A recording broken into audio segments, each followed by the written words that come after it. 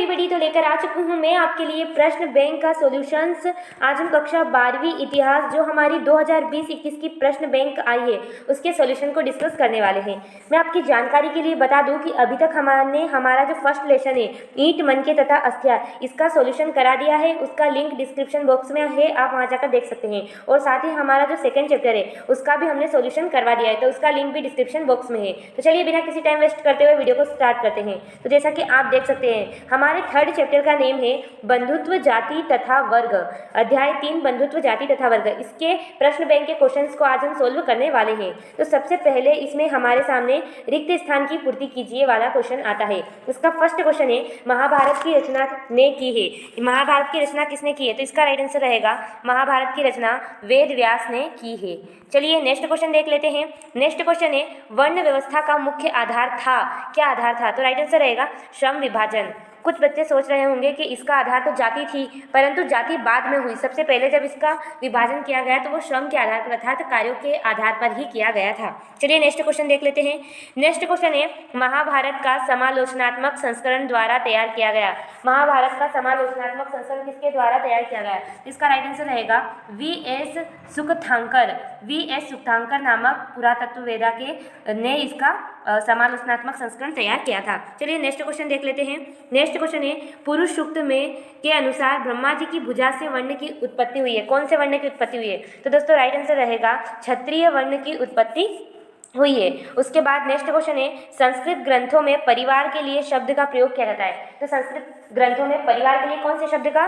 तो कुल शब्द का प्रयोग किया जाता है। उसके बाद हमारे सामने नेक्स्ट क्वेश्चन है सत्य असत्य। तो सबसे फर्स्ट है समाज में गंधर्व, असुर, राक्षस और पेशाच विवाह को अच्छा माना जाता था, तो इसका आएगा असत्य, क्योंकि इन विवाहों को अच्छा नहीं माना जाता था। उसके बाद सेकंड समाज में पितृवंशी व्यवस्था महाभारत की रचना के पहले से मौजूद थी, तो इसका आएगा सत्य। हाँ, यह महाभारत से पहले ही मौजूद थी। उसके बाद थर्ड क्वेश्चन देख लेते हैं हिंदू धर्म में 18 संस्कार होते हैं, तो इसका आएगा असत्य, क्योंकि यहाँ पे कितने संस्कार होते हैं? 16 संस्कार होते हैं। उसके बाद भगवत गीता महाभारत की देन है, तो इसका आएगा राइट। हाँ, भगवत गीता महाभारत की देन है। उसके बाद क्वेश्चन नंबर 5 महाभारत में कुल 12 पर्व है, तो नहीं, इसका आएगा रॉन्ग, क्योंकि कितने पर्व है? 18 पर्व है। उसके बाद हमारे सामने गाइस आते हैं 2 मार्क्स क्वेश्चन। तो सबसे पहला इसका क्वेश्चन है संस्कृत भाषा में रचित किन्हीं 2 महाकाव्यों के नाम लिखिए। तो जैसा कि आप स्क्रीन पर देख सकते हैं पहला महाकाव्य है रामायण और दूसरा है महाभारत। उसके बाद गाइस चलिए हम अपना नेक्स्ट क्वेश्चन सोल्व करते हैं। नेक्स्ट क्वेश्चन है पितृवंशिकता से आपका क्या आशय है, यानी कि पितृवंशिकता क्या होती है? तो दोस्तों इसका राइट आंसर रहेगा वह वंश परंपरा जो पिता के बाद पुत्र, फिर पौत्र और पपौत्र आदि से चली आती है, पितृवंशिकता कहलाती है। तो इसका आप स्क्रीनशॉट ले सकते हैं। चलिए अब नेक्स्ट क्वेश्चन की तरफ आगे बढ़ते हैं। सो गाइस नेक्स्ट क्वेश्चन में गोत्र शब्द से क्या तात्पर्य है, यानी कि जो गोत्र शब्द है उसका क्या मीनिंग है? तो गोत्र शब्द का अर्थ है कुल, वंश और परिवार। दूसरे शब्दों में एक ही पूर्वज की संतान या उत्तराधिकारी को एक गोत्र के अंतर्गत रखा जाता है। प्रत्येक गोत्र का नामकरण किसी एक वैदिक संत के नाम पर होता है। तो ये इसका आंसर रहेगा। आप इसका स्क्रीनशॉट लेकर अपनी नोटबुक में इसे अच्छे से नोट कर लीजिए, क्योंकि ये काफ़ी आईएमपी क्वेश्चन लग रहा है। चलिए अब हम अपने नेक्स्ट क्वेश्चन की तरफ आगे बढ़ते हैं। सो गाइस हमारा नेक्स्ट क्वेश्चन है महाभारत के ऐतिहासिक महत्व के 2 बिंदु लिखिए। तो जैसा कि आप स्क्रीन पर देख ही सकते हैं महाभारत के ऐतिहासिक महत्व के 2 मुख्य बिंदु हैं। पहला, महाभारत से हमें उस समय के सामाजिक रीति रिवाजों अर्थात सामाजिक स्थिति का ज्ञान होता है। दूसरा बिंदु, महाभारत से हमें तत्कालीन समय की राजनीतिक, आर्थिक, साथ ही धार्मिक विकास के विषय में भी जानकारी प्राप्त होती है। तो आप इस आंसर का स्क्रीनशॉट ले सकते हैं। चलिए अब नेक्स्ट क्वेश्चन की तरफ आगे बढ़ते हैं। सो नेक्स्ट क्वेश्चन हमारे दीर्घ उत्तरीय प्रश्न है, जिसमें सबसे फर्स्ट क्वेश्चन है क्या आरंभिक राज्यों में शासक निश्चित रूप से क्षत्रिय होते थे? समझाइए। यानी कि जो शासन होते थे, जो राजा होते थे, सिर्फ वो क्षत्रिय वंश के ही बन सकते थे या और कोई भी राजा होते थे? इस बारे में हमें समझाना है। तो चलिए इसके आंसर को देख लेते हैं। सो गाइस आप स्क्रीन पर आंसर देख सकते हैं। धर्मशास्त्रों व धर्म सूत्रों के अनुसार केवल क्षत्रिय ही शासक हो सकते थे, किंतु अनेक महत्वपूर्ण राजवंशों की उत्पत्ति अन्य वर्णों से भी हुई है। अर्थात ऐसे कई उदाहरण हैं जहां इस परंपरा को नहीं माना गया। यानी कि हमें पूछा गया है कि क्या राजा क्षत्रिय ही होते थे? तो परंतु ऐसा नहीं है। धर्मसूत्र तो यही कहता है कि राजा केवल क्षत्रिय ही हो सकते थे, परंतु ऐसे अनेक उदाहरण हैं जहाँ पे राजा क्षत्रिय नहीं होकर और किसी वर्ण से थे। जैसे कि उदाहरण के लिए मौर्य वंश जिसने एक विशाल साम्राज्य पर शासन किया। संभवतः वे क्षत्रिय वर्ण से नहीं थे, यानी कि जो मौर्य वंश के संस्थापक चंद्रगुप्त मौर्य थे वो जबकि क्षत्रिय वर्ण से नहीं थे, क्योंकि उन्हें ब्राह्मणीय शास्त्रों में निम्न कुल का माना गया है। यानी कि एक तो उदाहरण ये मिल गया कि भाई मौर्य वंश के जो चंद्रगुप्त मौर्य थे उन्हें निम्न कुल का माना गया, फिर भी वो उन्होंने शासन किया। उसी तरह दूसरा उदाहरण है, इसी प्रकार मौर्यों के उत्तराधिकारी शुंग और कण्व प्राय ब्राह्मण थे, यानी कि जो मौर्य के आगे चलकर जो उत्तराधिकारी आए वो एक तो शुंग थे और एक कण्व जो कि ब्राह्मण थे, फिर भी उन्होंने शासन किया। और साथ ही एक उदाहरण है शक शासकों का, जिन्हें म्लेच्छ माना जाता था, फिर भी उन्होंने शासन किया। तो ऐसे कई उदाहरण है जहाँ पता चलता है कि क्षत्रिय वंश के अलावा अन्य वर्णों ने भी शासन किया। जैसे कि एक और दिलचस्प बात यह है कि सातवाहन कुल के सबसे प्रसिद्ध शासक गौतमी पुत्र सिरी सातकानी ने स्वयं को अनूठा ब्राह्मण और साथ ही क्षत्रियों के दर्प का हनन करने वाला बताया, फिर भी इन्होंने क्या किया, शासन किया। तो इन उदाहरणों से, उपरोक्त उदाहरणों से स्पष्ट है कि शासन केवल क्षत्रिय वर्ण के नहीं बल्कि अन्य वर्णों से भी आते थे। वस्तुतः हम कह सकते हैं कि राजनीतिक सत्ता का उपभोग हर वह व्यक्ति कर सकता था जो समर्थन व संसाधन जुटा सके। राज तत्व क्षत्रिय कुल से जन्म लेने पर शायद ही निर्भर करता था। यानी कि जो ये बात कही गई है कि राजा केवल क्षत्रिय हो सकते हैं, ये पूर्णतः सत्य नहीं है, क्योंकि ऐसे कई अपवाद है जहाँ दूसरे कुल के भी या दूसरे वर्ण के भी राजा हुए हैं। यानी कि हर कोई व्यक्ति जो समर्थन जुटा सके, जिसमें ताकत है, वो राजा बन सकता है। तो इस प्रकार इसका आंसर कंप्लीट होता है। तो आप पहले इसका स्क्रीनशॉट ले लीजिए। देखिए आप यहाँ से यहाँ तक इसका स्क्रीनशॉट ले लीजिए एक बार। चलिए अब उसके बाद यहाँ से यहाँ तक का स्क्रीनशॉट ले लीजिए और अब इसका स्क्रीनशॉट ले लीजिए। तो इस प्रकार हमारा यह आंसर कंप्लीट होता है। तो चलिए अब नेक्स्ट क्वेश्चन की तरफ आगे बढ़ते हैं। सो गाइस आप स्क्रीन पर देख सकते हैं हमारा नेक्स्ट क्वेश्चन है, प्राचीन काल में संपत्ति के स्वामित्व के संदर्भ में महिलाओं की स्थिति की व्याख्या कीजिए। यानी कि जो प्राचीन टाइम था उसमें महिलाओं और संपत्ति के बीच क्या संबंध था, कितना महिलाओं का संपत्ति पर अधिकार था, इस बात की हमें चर्चा करनी है। तो चलिए इसके आंसर को देख लेते हैं। सो गाइस जैसा कि स्क्रीन पर आप देख सकते हैं, आरंभिक समाज में स्त्री पुरुष के संबंधों में अनेक विषमताएं विद्यमान थी। यद्यपि समाज में स्त्रियों को सम्मान की दृष्टि से देखा जाता था, लेकिन उनका दर्जा पुरुषों की तुलना में गौण यानी कि कम था। हाँ, स्त्रियों की इज्जत की जाती थी, परंतु जो उनको दर्जा मिला हुआ था वो पुरुषों से कम मिला हुआ था। उसके बाद जैसा कि आगे है, धर्मशास्त्रों में वर्णित जानकारी से ज्ञात होता है कि संपत्ति के स्वामित्व के प्रश्न पर स्त्री और पुरुषों के अधिकारों में भिन्नताएं थी। यानी कि स्त्री के संपत्ति पर अधिकार भिन्न थे और पुरुष के अधिकार भिन्न थे।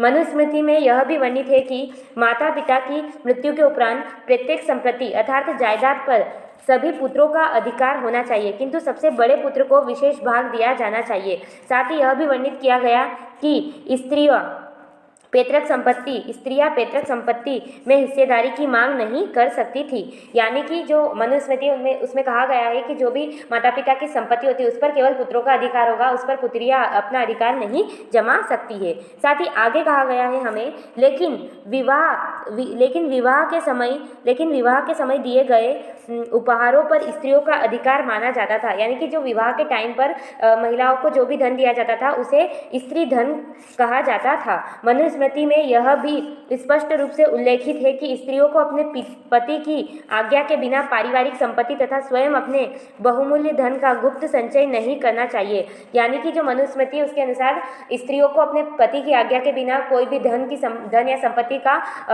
एकत्रित नहीं करनी चाहिए। आगे दिखाया गया है हमें कि महाभारत में वर्णित कथा युधिष्ठिर द्वारा द्रौपदी के जुए में दांव पर लगाए जाने के प्रसंग से स्पष्ट है कि पत्नी को पति की संपत्ति माना जाता था। यानी कि उस टाइम पे जो पति होता था वो अपनी पत्नी पर पूरा कंट्रोल रखता था। जैसा कि इस उदाहरण से स्पष्ट है कि युधिष्ठिर ने अपनी पत्नी द्रौपदी को दांव पर लगा दिया था। उस पर सदैव पति का अधिकार होता था, है ना, पति का स्वामित्व रहता था। अतः स्त्रियों को समाज में पुरुषों के स्थान पर महत्वपूर्ण स्थान नहीं दिया जाता था। यानी कि पुरुष के समान हमें यानी कि स्त्रियों को स्थान नहीं मिलता था। तो इस प्रकार इस क्वेश्चन का आंसर कंप्लीट होता है। तो आप स्क्रीनशॉट ले लीजिए। आप सबसे पहले यहाँ से इतना सा स्क्रीनशॉट ले लीजिए, उसके बाद इस पॉइंट का स्क्रीनशॉट ले लीजिए और फिर एंड में इस पॉइंट का स्क्रीनशॉट ले लीजिए और फिर इसका।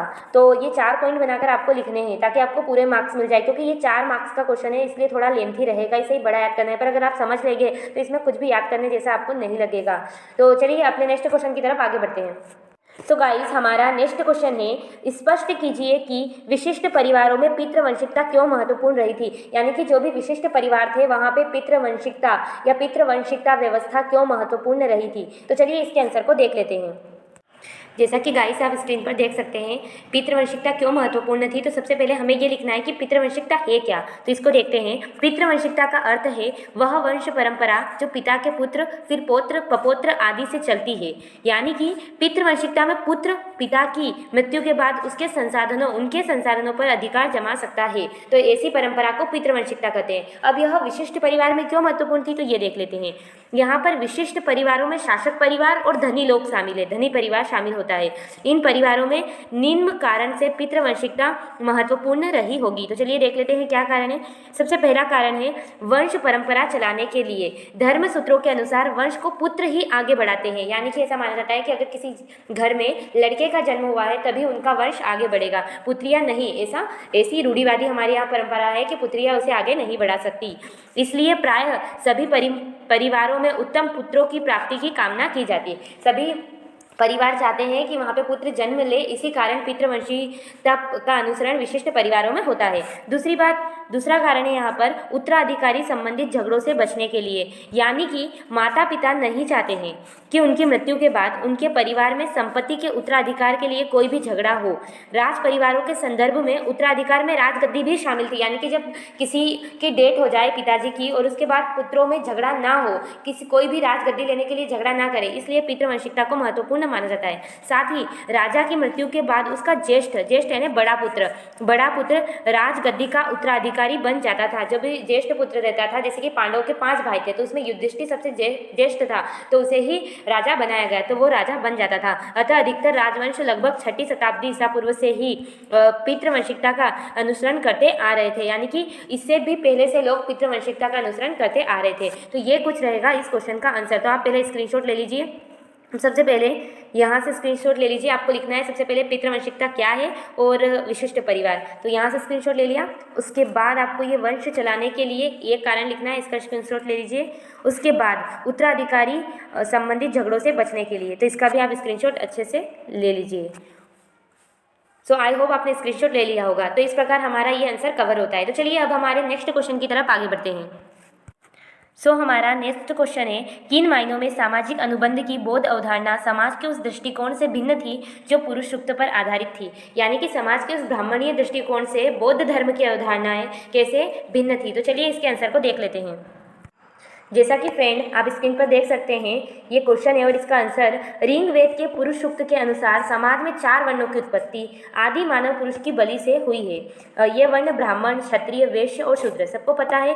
इसी तरह इन वर्णों के अलग अलग कार्य थे। ब्राह्मणों को समाज में सर्वोच्च स्थान प्राप्त था। वे धर्मशास्त्रों का अध्ययन व शिक्षकों का कार्य करते थे, यानी कि शिक्षा देने का कार्य करते थे। और जो क्षत्रिय वर्ण थे वो योद्धा थे और शासन चलाते थे। और जो वैश्य वर्ण के थे वो व्यापार करते थे। और शूद्रों का काम था अन्य 3 वर्णों की सेवा करना। तो इस प्रकार समाज में विषमता व्याप्त थी। इस व्यवस्था में सामाजिक प्रतिष्ठता का आधार जन्म था। तो ऐसा ब्राह्मणीय दृष्टिकोण था। और अब हम देखते हैं कि इससे विपरीत बौद्ध जो धर्म है उनके क्या दृष्टिकोण है। तो यहाँ पे देखिए, बौद्ध अवधारणा इस सामाजिक अनुबंध के विपरीत थी। यानी कि ऊपर हमने जो सामाजिक परिपाटी पढ़ी उससे बिल्कुल विपरीत थी बौद्ध धर्म की अवधारणा। उन्होंने इस बात को स्वीकार किया कि समाज में विषमताएं विद्यमान है। उन्होंने ये बात तो मानी कि हाँ समाज है तो भिन्नताएं होगी, परंतु उनके अनुसार यह विषमता न तो प्राकृतिक थी और न ही स्थायी। यानी कि उनका ये कहना है कि अगर व्यक्ति अपने कर्म से ही अपनी स्थिति प्राप्त करता है, जन्म के आधार पर नहीं। उन्होंने जन्म के आधार पर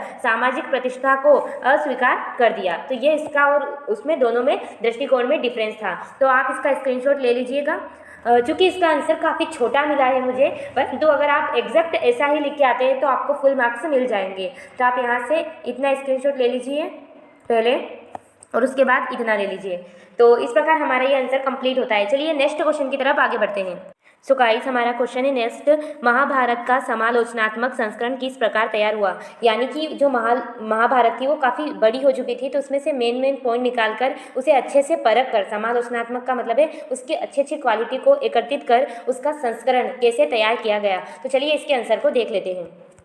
जैसा कि गाइस स्क्रीन पे देख सकते हैं, महाभारत का समालोचनात्मक संस्करण किस प्रकार तैयार हुआ। तो आंसर रहेगा 1919 में संस्कृत के प्रसिद्ध विद्वान V.S. सुक्तांकर के नेतृत्व में महाभारत के समालोचनात्मक संस्करण को तैयार करने की योजना शुरू हुई। अनेक विद्वानों ने मिलकर इस योजना का जिम्मा उठाया और इसके लिए विभिन्न कार्य किए।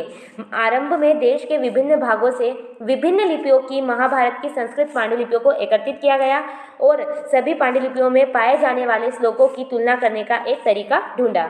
अंततः उन श्लोकों का चयन किया गया जो सभी पांडुलिपियों में समान थे, जो सभी पांडुलिपियों में एक जैसे थे, उनका चयन किया गया और उनका प्रकाशन 13,000 पृष्ठों में फैले अनेक ग्रंथ खंडों में किया गया। इस परियोजना को पूरा करने में 47 वर्ष लग गए। तो ये इसका आंसर रहेगा। और एंड में आप ये भी जोड़ सकते हैं कि इस प्रकार विद्वानों के अथक प्रयास के परिणाम स्वरूप महाभारत का समालोचनात्मक संस्करण बनकर तैयार हुआ। तो ये हमारा आंसर रहेगा। तो आप इनका स्क्रीनशॉट ले लीजिएगा। तो यहाँ से यहाँ तक आप स्क्रीनशॉट ले लीजिए। आपको पहले लिखना है कि किसके नेतृत्व में योजना शुरू की गई, उसके बाद यहाँ से आपको ये कार्य लिखना है सारे कि क्या क्या कार्य किए गए। उसके बाद एंड में लिखना है कि कितना बड़ा पोथा यानी कि कितनी बड़ी किताब बनकर तैयार होकर हमारे सामने आई। तो आई होप आपने स्क्रीनशॉट ले लिया होगा। सो गाइस, हमारा नेक्स्ट क्वेश्चन है जाति व्यवस्था के कोई 4 दोष बताइए। यानी कि जो जाति व्यवस्था निर्मित की गई है उसके हमें 4 दोष बताने हैं। तो चलिए इसके आंसर को देख लेते हैं। जैसा कि आप फ्रेंड देख सकते हैं, जाति व्यवस्था के कोई 4 दोष बताइए। तो जाति व्यवस्था समाज में लोगों को वर्गीकृत करने की व्यवस्था है। इस व्यवस्था के परिणाम स्वरूप समाज में अनेक दोष उत्पन्न होते हैं। यानी कि जाति व्यवस्था जो समाज होता है उसमें लोगों को वर्गीकृत करता है और इससे अनेक दोष है। जैसे कि हम पहले देख सकते हैं श्रम की विभाजनता पर प्रतिबंध, श्रम की गतिशीलता पर प्रतिबंध, यानी कि व्यक्ति को अपनी जाति व्यवस्थाएं को ही करना पड़ता है जिससे वह अपनी इच्छा अथवा अनिच्छा के अनुसार बदल नहीं सकता। अतः इससे श्रम की गतिशीलता को रोका जाता है, इससे गतिहीनता उत्पन्न हुई है। तो पहली बात तो यही दोष है कि श्रम की गतिशीलता पर प्रतिबंध हो जाता है। फिर दूसरा दोष है अस्पृश्यता, यानी कि जाति व्यवस्था ने अस्पृश्यता को जन्म दिया है जिसके परिणाम स्वरूप समाज का एक वर्ग उपेक्षित तथा दमित महसूस करता है। जैसा कि आप इस अध्याय में जो हमें शूद्र दिए गए हैं उन्हें देख सकते हैं, उनके साथ उपेक्षित तथा दमित भरा व्यवहार होता होगा। चलिए नेक्स्ट दोष है इसका शोषण की स्थिति, यानी कि जाति व्यवस्था के कारण समाज में उच्च वर्ग निम्न वर्ग का शोषण करता है। जो उच्च वर्ग होता है वो निम्न वर्गों का शोषण करता है जिससे निम्न वर्ग का विकास नहीं हो पाता। अतः जाति व्यवस्था के परिणाम स्वरूप समाज में जातियों में विरोध की भावना पनपती है, एक दूसरे के प्रति विरोध की भावना पनपने लगती है। और फोर्थ कारण देख लेते हैं, सामाजिक प्रगति में रुकावट। जाति व्यवस्था सामाजिक प्रगति में बाधा उत्पन्न करती है क्योंकि जाति परंपरा के कारण समाज में एकता का अभाव हो जाता है और वह सामाजिक प्रगति ठहर जाती है। तो ये इसके 4 दोष है। तो आप इनका स्क्रीनशॉट ले लीजिए। जैसे कि पहले आपको ये लिखना है जाति व्यवस्था क्या है, उसके बाद ये पहला पॉइंट, उसके बाद ये दूसरा पॉइंट, उसके बाद ये तीसरा और उसके बाद ये चौथा। तो इस प्रकार हमारा ये आंसर कंप्लीट होता है। तो वीडियो अच्छा लगा हो तो प्लीज़ वीडियो को लाइक कीजिए, शेयर कीजिए, सब्सक्राइब दी चैनल। हाँ, इस वीडियो को ज़्यादा से ज़्यादा आर्ट्स स्टूडेंट को शेयर कीजिए क्योंकि